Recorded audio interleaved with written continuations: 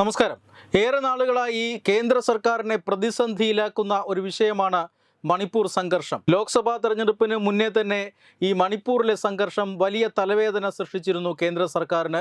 മണിപ്പൂരിൽ മെയ്തേയ് വിഭാഗവും അതുപോലെ തന്നെ കുക്കി വിഭാഗവും തമ്മിലുള്ള ഗോത്രങ്ങൾ തമ്മിലുള്ള സംഘർഷം അതാണ് ഏറെ നാളായി, വർഷങ്ങളായി തന്നെ അല്ലെങ്കിൽ പതിറ്റാണ്ടുകളായി തന്നെ നിലനിന്നു പോരുന്ന സംഘർഷമാണത്. പക്ഷേ അത് ഈ അടുത്ത കാലത്തായി ക്രമസമാധാന നില മോശമാവുകയും മണിപ്പൂരിൽ സംഘർഷം വ്യാപകമാവുകയുമായിരുന്നു. തെരഞ്ഞെടുപ്പിന് ശേഷം മണിപ്പൂർ ഇനി പരിഗണിക്കേണ്ട സമയമായി, മുൻഗണനാടിസ്ഥാനത്തിൽ മണിപ്പൂർ വിഷയം പരിഗണിക്കണം എന്ന് രാഷ്ട്രീയ സ്വയം സേവക സംഘവും ആവശ്യപ്പെട്ടിരുന്നു.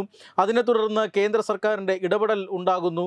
ആ ഇടപെടലിൽ ആഭ്യന്തരമന്ത്രി മണിപ്പൂരിൽ ക്യാമ്പ് ചെയ്താണ് ചില ചർച്ചകൾ, ചില തീരുമാനങ്ങളൊക്കെ എടുത്തത്. അവിടെ ചേർന്ന സുരക്ഷാ അവലോകന യോഗത്തിലാണ് ഈ സംഘർഷങ്ങൾ നടക്കുന്ന എല്ലാ വിഭാഗങ്ങളുമായും കേന്ദ്ര സർക്കാർ നേരിട്ട് ചർച്ച നടത്തുമെന്നും ചർച്ച നടന്നുകൊണ്ടിരിക്കുന്ന സമയത്ത് കൂടുതൽ അനിഷ്ട സംഭവങ്ങളോ അക്രമ സംഭവങ്ങളോ ഒന്നും ഉണ്ടാകാൻ പാടില്ല എന്നുമൊക്കെ നിർദ്ദേശം നൽകിയിരുന്നതാണ്.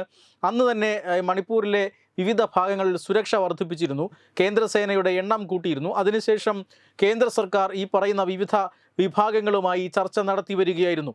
ആ സമയത്താണ് അപ്രതീക്ഷിതമായി കഴിഞ്ഞ ദിവസങ്ങളിൽ മണിപ്പൂരിൽ പുതിയ സംഘർഷങ്ങൾ ഉണ്ടാകുന്നത്. ആ സംഘർഷം മറ്റൊരു തലത്തിലേക്ക് ഉയരുകയാണ് ചെയ്തത്. അതായത് ഡ്രോണുകളിൽ ബോംബ് വർഷിച്ചുകൊണ്ടാണ് പാവപ്പെട്ട നിരപരാധികളായ ഗ്രാമീണർക്ക് മുകളിലൂടെ ഡ്രോണുകളിൽ ബോംബ് വർഷിക്കുകയാണ് ചെയ്തത് ഈ സംഘർഷം. ഇതിൽ 2 പേർ മരിക്കുകയും നിരവധി പേർക്ക് പരിക്കേൽക്കുകയും ചെയ്തിരുന്നു.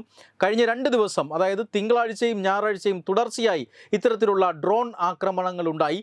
അതിനെ തുടർന്ന് ഇന്ന് മണിപ്പൂർ മുഖ്യമന്ത്രിയുടെ ഒരു പ്രതികരണമുണ്ട്. ആ പ്രതികരണത്തിൽ പറയുന്നത് ഇപ്പോൾ മണിപ്പൂരിലെ സംഘർഷം മറ്റൊരു തലത്തിലേക്ക് ഉയർന്നിരിക്കുന്നു, ഇതിപ്പോൾ ഭീകരാക്രമണമായി മാറിയിരിക്കുന്നു എന്ന് മണിപ്പൂർ മുഖ്യമന്ത്രി അല്പസമയം മുമ്പ് അഭിപ്രായപ്പെട്ടിരുന്നു. തീർച്ചയായും അത്തരത്തിലുള്ള ഒരു തീരുമാനം സംസ്ഥാന സർക്കാരും കേന്ദ്ര സർക്കാരും കൈക്കൊള്ളുകയാണ്. ചർച്ച നടക്കുമ്പോൾ തന്നെ, അല്ലെങ്കിൽ ഈ അക്രമം നടക്കുമ്പോൾ തന്നെ സമാധാനത്തിന് വേണ്ടി ചർച്ച നടത്താനാവില്ല. ഇപ്പോൾ ഭീകര സംഘടനകളുടെ സാന്നിധ്യം, കുക്കി ഭീകര സംഘടനകളുടെ സാന്നിധ്യം, പ്രധാനമായിട്ടും ഇൻഡിജീനിയസ് ട്രൈബൽ ലീഡേഴ്സ് ഫോറം എന്ന സംഘടന അടക്കമുള്ളവരാണ് ഇത്തരത്തിലുള്ള അക്രമങ്ങൾ ഉണ്ടാക്കുന്നതെന്നും അവർക്ക് വിദേശ സഹായം കിട്ടുകയാണ് എന്നുമടക്കം ഇപ്പോൾ കേന്ദ്ര സർക്കാർ വിലയിരുത്തുന്നുണ്ട്.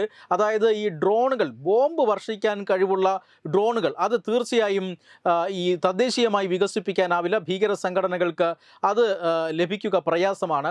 ഒന്നുകിൽ ചൈനയുടെയോ അല്ലെങ്കിൽ അമേരിക്കയുടെയോ പിന്തുണ ഈ പറയുന്ന ഡ്രോണുകൾ നൽകിയതുമായി ബന്ധപ്പെട്ടുണ്ടാകും എന്ന് വിവിധ ഏജൻസികൾ വിലയിരുത്തുന്നുണ്ട്. അതുകൊണ്ട് തന്നെ ഇക്കാര്യം വളരെ സൂക്ഷ്മമായി അന്വേഷിക്കുകയാണ് കേന്ദ്ര രഹസ്യാന്വേഷണ ഏജൻസികൾ.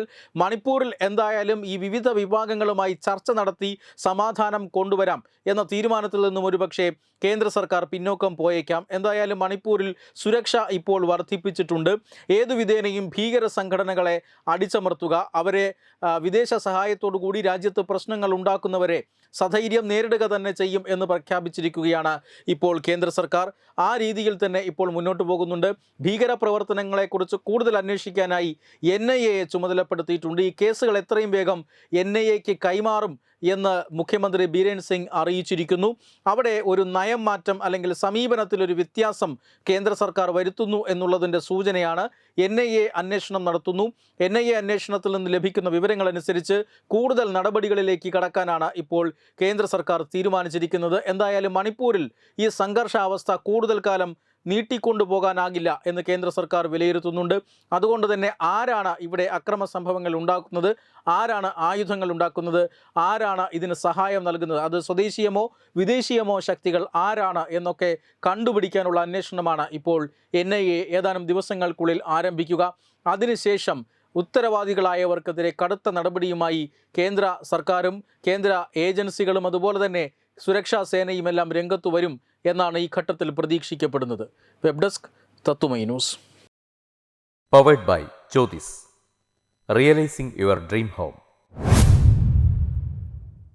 Our ongoing luxury apartments projects are Crown near Karivattam, The Square near UST Global, White Manor near Aattugal Ambalathara, and Evergreens Luxury Villas near Tirumala. Call 90482 55599. Jyothis Building Promoters Private Limited, Thiruvananthapuram.